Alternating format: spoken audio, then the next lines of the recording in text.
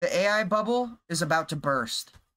Sam Altman, the CEO of OpenAI and unofficial high priest of the AI cult, just randomly admitted that, yeah, this might all be a bubble. He told reporters, when Bubble. bubbles happen, smart people get overexcited about a kernel of truth, which is Hmm. basically the billionaire way of saying everyone's lost their minds, but like, in a thoughtful way. He True. even compared it to the dot-com bubble, that fun time Oh, when the NASDAQ lost almost 80% of its value. I remember this, by the way, Chad. This was huge, and I think that a lot of people are overhyping AI. This is absolutely like they're in this truth bubble right now where they're like AI is going to be able to do anything and everything, and really the scale of it, it's just an overhyped thing. It's like the line outside for like Supreme shirts and stuff. That's what it reminds me of. Because it turned out most internet companies were just PowerPoints with mascots. And honestly, he might be right. The US stock market has almost doubled in 5 years, mostly because 10 giant companies promised AI would change literally everything. Altman's raised billions and is already talking about spending trillions on data. By the way, hasn't that Sam Altman guy? Didn't he originally say, chat, that he was going to like leave the company where it's not a profitable business? Like, I know it sounds stupid at first, but he was gonna leave it open. Like the whole name was in the name within itself, open, like open source, so everybody could see it and use it, and so that way no like troublemakers got into it or something like that, or they didn't use it for profit, like an evil tyrannical way. Centers, which is a totally normal thing to say if you're planning to buy a small moon. So here's the real question. If this is a bubble, what did we actually buy? This is where things get weird. Most Hmm. of the headlines you see about the AI boom aren't about how much value AI has created. They're just about how much the price of a few companies' stocks have gone up, which is kind of like judging the quality of a Because like restaurant every by how business is expensive their saying that it forks has are. AI Here's now. the catch. When a company's market value jumps by hundreds of billions, it doesn't mean that much money magically appeared. It just means the last person to buy the stock paid more than the person before them. It's like if a single banana sells for $10, that doesn't mean all the bananas on Earth are suddenly worth $10. It just means one very confused person is about to have an expensive smoothie. So, Huh. if we actually want to know whether this is a bubble, we need to stop looking at stock charts and start counting what's real. The money, the chips, the electricity, the people. Because if you burn through trillions and all you get is a slightly faster email writer, that's not a revolution. That's just really expensive. And even if it is an email writer, chat, it's kind of like you could. It's not human. It doesn't seem human. You don't get that human connection. Like, for example, I was on a call yesterday with a client, right? I was talking to the client, and they said that they live near a base, a military base with jets flying over, right? And I've said to them, I made a joke. I was like, dang, those jets must keep you guys up all night. They must wake you up in the morning and not allow you to sleep in. Like, I said that in a hysterical way to make them laugh. And, they laughed and they pushed on the joke for about 2 minutes. And that was human connection there. And then so after the fact, I had to write an email, right? Going to write this email, I included in there. I was like, I hope the Jets don't keep you up too late, haha. Right? The AI is not going to know that. So if you could just learn how to write yourself, it's better. Spell check with a PR team. All right, let's talk about what this bubble is actually made of, because it's not hopes and dreams. It's metal and electricity, and mostly Hmm. invoices. Just four companies, Amazon, Meta, Google, and Microsoft, spent about $344 billion on AI infrastructure in What? 2024 alone. That's more than 1% of the entire GDP of the United States, which is wild considering most of us can't even get autocorrect to spell our own names right. And that's just the public numbers. OpenAI, the company at the center of all this, isn't public, so we don't get to see their books. But they raised $40 billion, then lined up. Okay. Open AI, but we don't get to openly see your books. Hmm. Kind of a confusing name.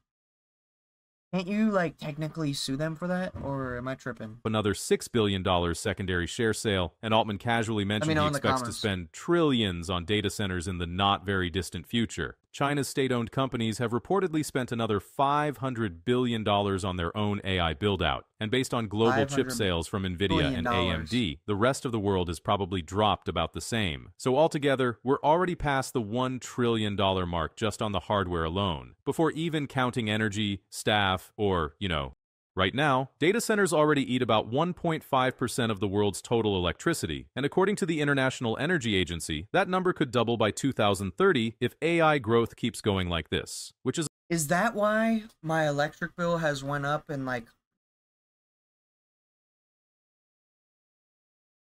Damn, bro. I can hear outside right now. Sorry, I had to stop that for a second. The thunder out there is crazy right now, chat. It's such a beautiful day out. But is that why my electric bill, like, a little bit higher now? Or is that why, like, everything else kind of, went up in price? Because, AI, it's growing. This all has effect. This all has an effect on other stuff. Interesting. Dude, do you hear that, chat? Do we need to look outside? Oh my gosh. We need to look outside.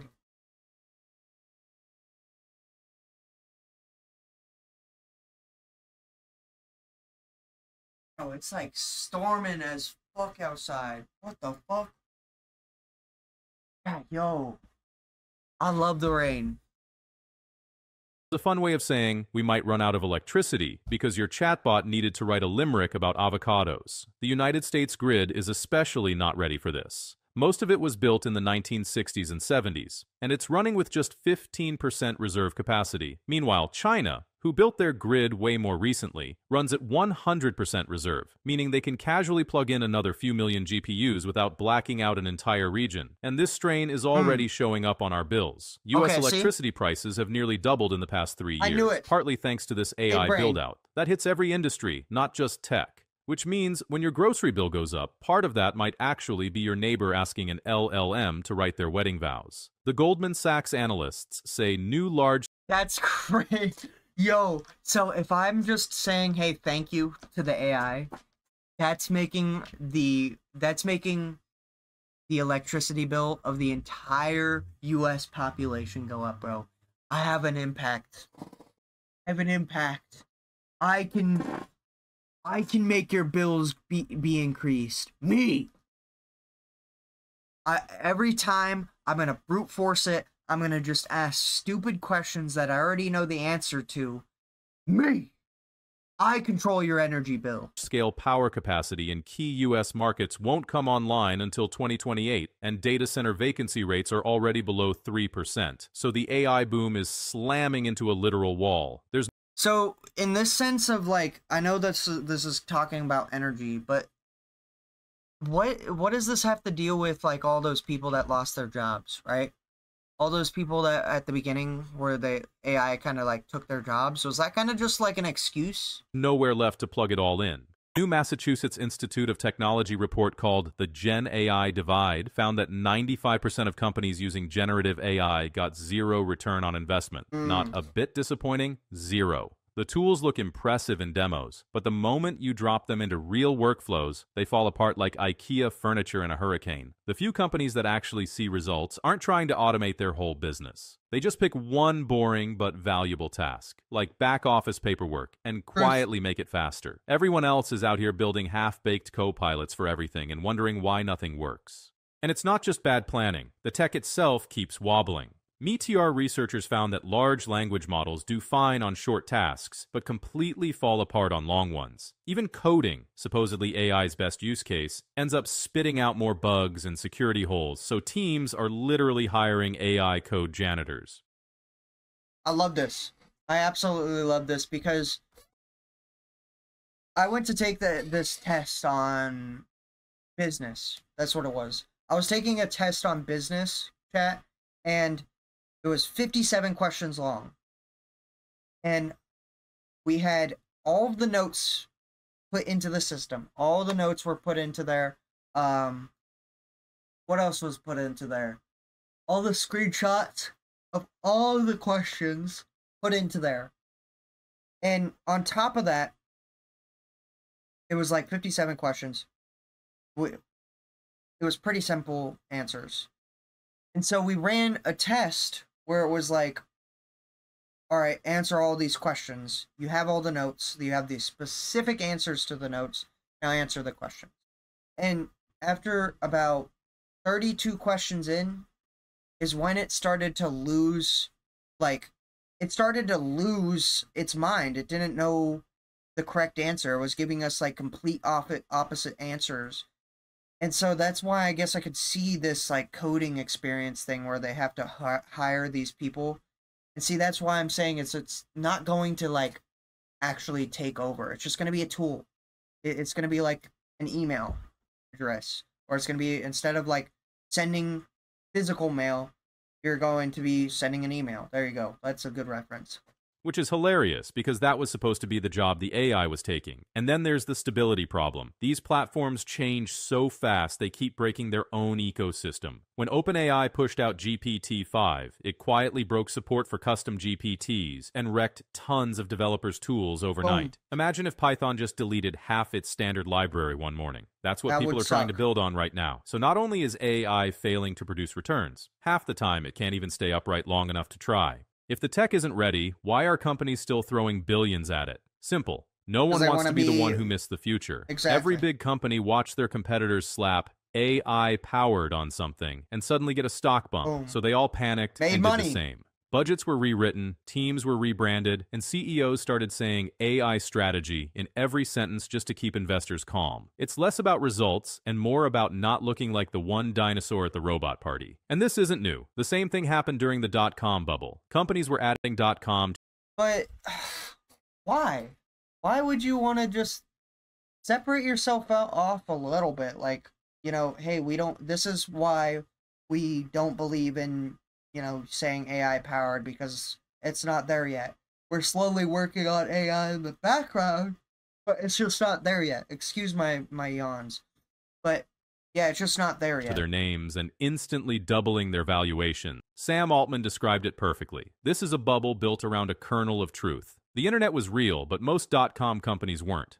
AI is real, but most of today's AI companies probably aren't either. And while all this hype was building, workers, especially juniors, got convinced they couldn't get hired because AI took all the jobs, when in reality, hiring was crashing because the post-COVID-19 pandemic hiring bubble finally popped. It wasn't robots replacing them. That's exactly what it was, is that AI, the COVID thing popped. That makes so much more sense. That answered my question from earlier.